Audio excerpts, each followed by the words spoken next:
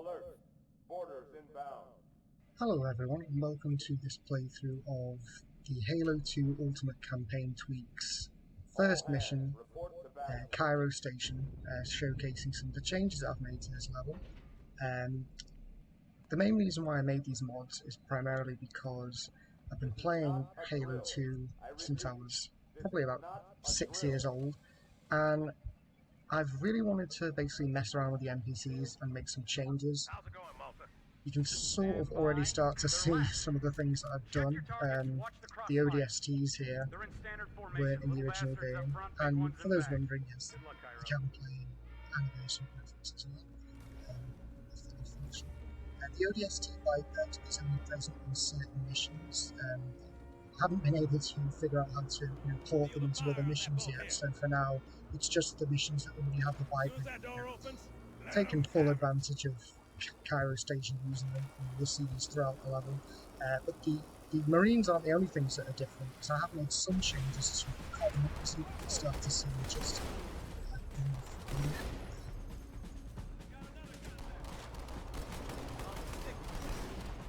now. These early waves are basically the same. This is on Heroic, by the way. So here's the first change. Because these elites appear from the right-hand side, not from presumably where the docking bay is, I've turned them into rangers because they had to have got into the station somehow. So I don't know if you saw there's a different change as well. This grunt, you might recognise it as being the kind of glitched Spec Ops grunt that appears in some levels. I think only as a dead body, but I've added it into a couple of missions. It appears quite rarely. It's basically just a new rank or a different kind of ultra, I suppose. As you'll see in these early parts, you might be thinking that this is a bit easy for Heroic, and that's kind of the point, to be honest. This is the very first mission. The AI in this area kind of on Legendary, it is a different story. I might do a playthrough of Legendary at some point to see that. It's kind of sad seeing these guys getting eradicated, but they won't follow you any further, basically. So that's sort of it. ODSTs usually come with battle rifles or magnums, as do these guys. I do love the changes to the they look very good in anniversary reference. So could you kill all those things? That would really be so awesome. here's another change here. Here's another ODST here helping. Normally, you wouldn't really think about taking the guy off, but if you take the guy off the turret, he's equipped with a shotgun. Let me make it out of here. So if you want a shotgun early in the level, that's a way of getting one. I mean, the Halo 2 shotgun is kind of useless. So here's a different change here. I've added 2 ODSTs here and another officer here. The Marines down there are also, one of them is also an ODST. One of the things I've tried to do in this mod is include more dual-wielding enemies, and there aren't that many present in this first mission because I wanted, it's sort of the difficulty scaling as it goes up. But in Outskirts there are more.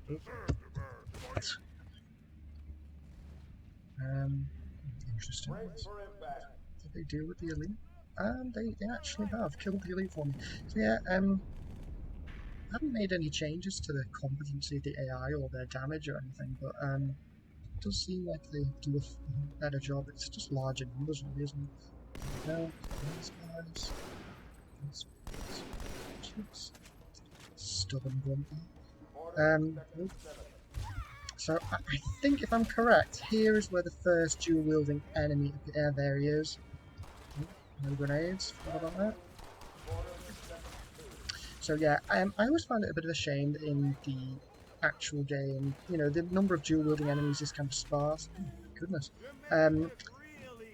So I try to add something more in without making it too many. And one of the main reasons why I started making this mod was to actually fix the lack of dual-wielding enemies. But obviously 343 went and did that. But it's still nice. I've added in not only more dual-wielding enemies, but also dual-wielding elite allies when you get to them, get to the Arbiter missions. But we get there when we get there. Yesterday I uploaded just test footage of Outskirts without talking, just to see. You might have seen some there if you watched that video. I will do a walkthrough of Outskirts. Jesus Christ, I'll do a walkthrough of Outskirts soon. Well, we'll probably do tomorrow. Okay, so there's some changes here. This guy has a plasma rifle. Yeah, it might seem like a strange choice. The idea there was that, oh dear, the idea there is that, you know, he's sort of scrambling for a weapon and he picked up a Covenant weapon. Sounded like one of the ODSTs might have bit the bullet there, but then some sort of scene. Malta, what is your status? Over. So if we push these guys down, we'll help you as well. I don't believe it! They're retreating! We won! Get down there.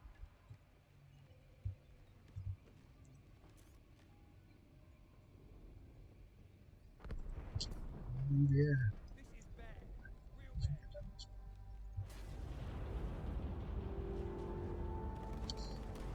So really, another thing about this mod that I wanted to do was sort of just increase, not increase the individual competency of the AI, but just increase the competency of the AI as a kind of, as a team, which in that you can now, you can rely on them a bit more to support you in combat. Instead of having like 2 or 3 Marines, you'll have a few more. I mean, this is the first level.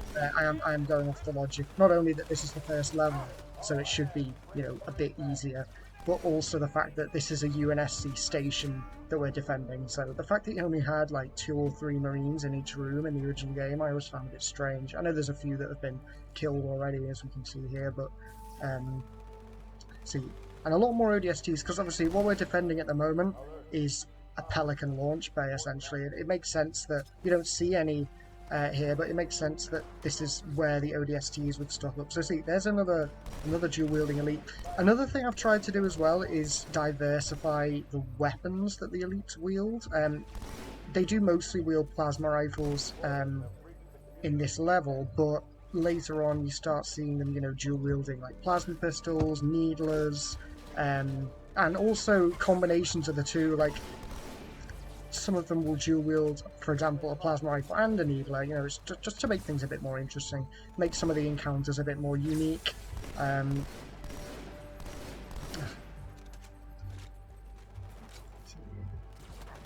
Dear, a fair few seem to have. Is that it? No, that's it. See, on Legendary, another wave comes, but not the case here. So, see, there's a couple of these are from the other room that have followed, but you know, there's a fair few Marines here. Cortana, assessment.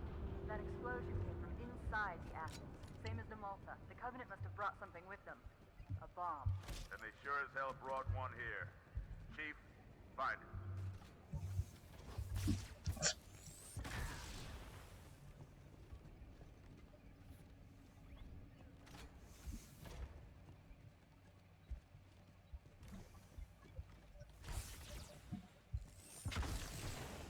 Classic trap there. So I'll switch to classic graphics for this next bit, because another thing, less so with the regular Covenant ranks, but I've tried to diversify the actual colours of the elites in classic graphics. You might see this one sort of looks the same. But,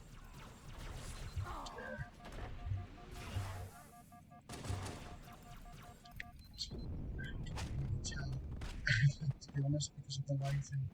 Yeah, they both spawn grey. Some of the stealth elites do spawn as cyan, liking, whatever. Because there's actually 4 colour schemes for the stealth elites, because there's the stealth major and stealth minor, and both of those have 2 separate colours. So the chances of the cyan one spawning is basically 1 in 4. It's less because it's more likely to spawn the major rank, which I think I've kept the same. So here we are in the armory. This part is more similar. I haven't changed too much, because again, you know, I don't want to change everything, because then it makes the changes themselves seem less special if, you know, everything is different. It's more just designed to just sort of tweak the levels slightly, so that fans of the game who, like me, have been playing it for years and who have memorized every single encounter and you know, every single enemy type, you know, we'll just have a nice surprise now and then, you know, just to sort of break things up a bit, you know, while keeping it in the spirit of the original game. You know, I've tried to not go overboard. This mod's been a long time in the making. There have been several versions spanning several releases, mostly because 343, when they updated Halo 2 a while ago, actually broke the mod. I'm looking forward to when actual modding tools become available, because I'll be able to not only make this available to more people, but also hopefully make it so that it won't break anytime 343 updates the game. So I don't know if you can see that, but there's another one of those, what would you call them, Spec Ops Ultras, or maybe just Ultra Rangers, or something, whatever you want to call them.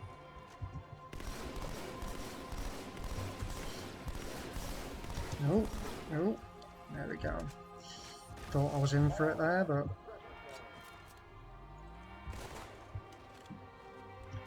I feel like the Halo 2 Magnum is a bit underrated. It's actually one of my favourite weapons,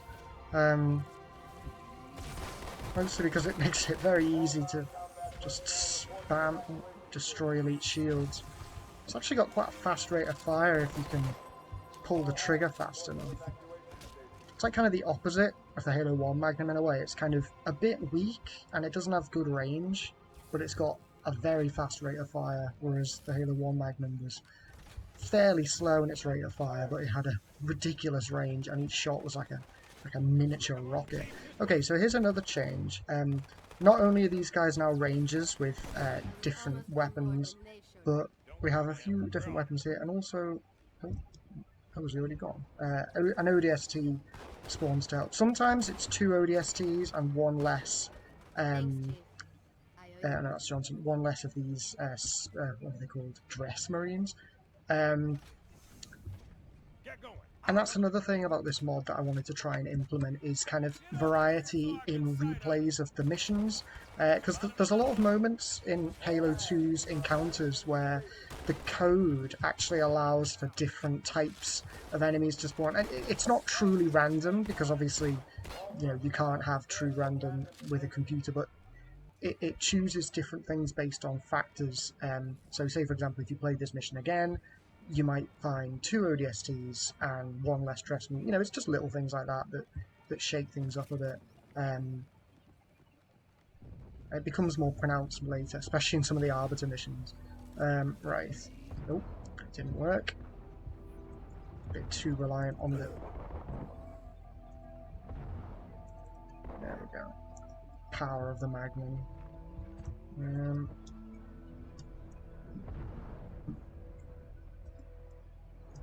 Take his shield still? There we go.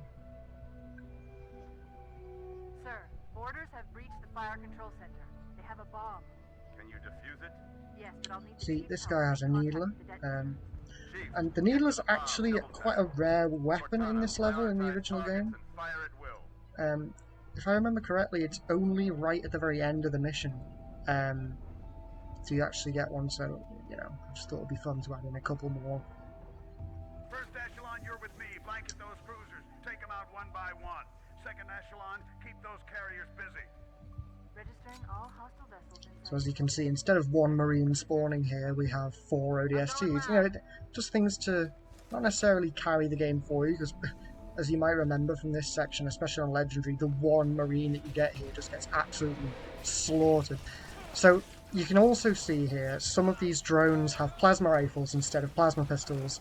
That's a thing going throughout the rest of the levels in the mods, in that drones have more variety of weapons, kind of like an ODST. You'll see some more with plasma rifles, and in later missions where the brutes appear, you'll also see some with brute plasma rifles as well, which is quite interesting, because drones wield needlers sometimes in this game, and obviously they wield plasma pistols, but they were never given plasma rifles in the original version of Halo 2, which I always found a little bit strange, because they can wield them. In fact, the number of weapons that the drones can wield, I've discovered, is actually pretty large. They can wield beam rifles, carbines. I'm pretty sure they can even wield fuel rod guns. It's very odd. But obviously, I haven't included any of that. It's just plasma rifles. It'd be a bit crazy having drones with beam rifles. If you thought jackal snipers were bad. Okay, so again, these elites are rangers, because if you think about it, any instance where the Covenant enter the station through an area that isn't a boarding craft, they should really be rangers, because the elites don't really have a means, at least standard elites don't have a means of, you know, surviving in a vacuum. And it's a bit strange that the developers didn't think of that, really. Especially because there are instances, you know, they created the ranger rank for that reason, but then only actually really use them when they're outside, you know. It also has the added benefit of the rangers being able to fly. I know they didn't really use it then, but you might have noticed in the corridor before one of them started flying. You know, it just makes things a little bit more interesting. Adds a bit of diversity to the encounters.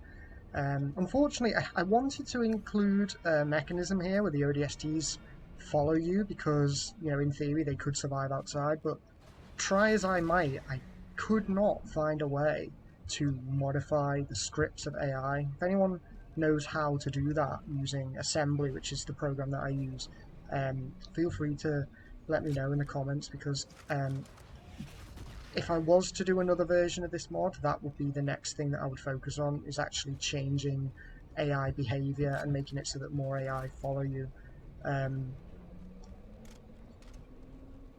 I don't know if that's too complex for assembly, though. It might just be that isn't possible. Okay, so we now head into the other outside area, and it may be finally time for me to abandon my Magnum, but we'll see. The carriers are breaking through, sir. They're heading straight for the Cairo. Cortana, concentrate your Okay, so a little trick here. This works in the Adjunct game as well. If you zoom in and then just do this. Follow my lead.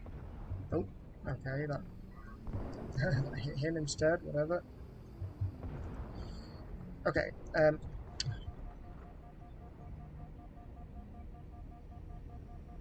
Okay. The first carrier completely ignored us, sir. Blew through the Malta debris field and headed straight for Earth. Well,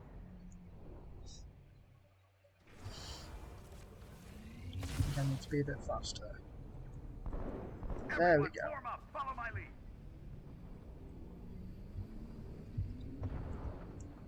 Yes, I am just shamelessly using the noob combo here.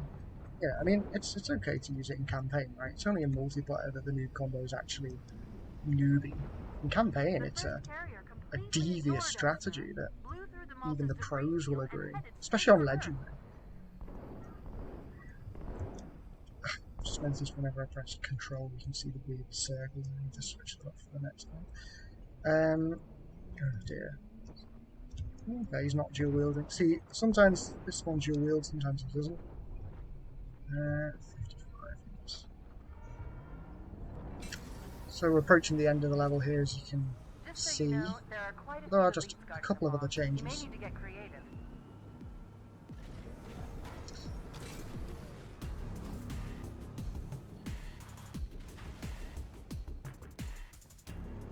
We've got 2 Marines here instead of 1, and a shotgun. Again, the Halo 2 shotgun's basically useless. Maybe I should change that.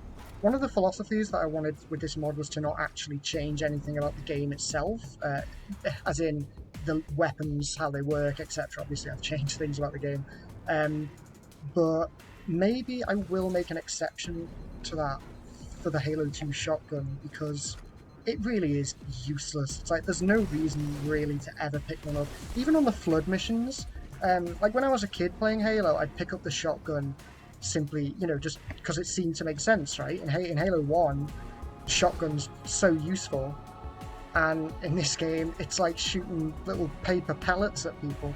So you can see here more dual wielding.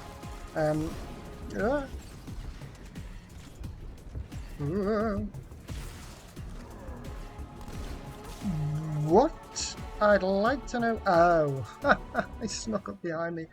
Cheeky little critter. Okay.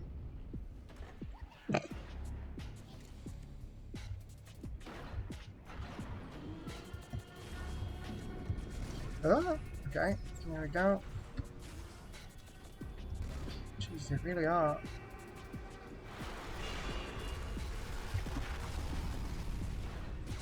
There we go. So that's the first mission. I hope you enjoyed. And if you want to download this mod, the link's in the description.